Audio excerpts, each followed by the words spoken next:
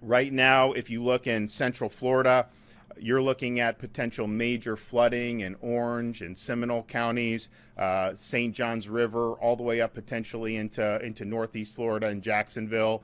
The amount of water that's been rising and will likely continue to rise today, even as the storm is passing, is basically a 500-year flood event. And I know Seminole County has done evacuations. I know they've opened shelters, but we're going to see a lot of images about the destruction that was done in Southwest Florida, and obviously we have massive assets there. But people should just understand this storm is having broad impacts across the state, and some of the flooding you're going to see in areas hundreds of miles from where this made landfall are going to set records, and that's going to obviously be things that that will need to be responded to.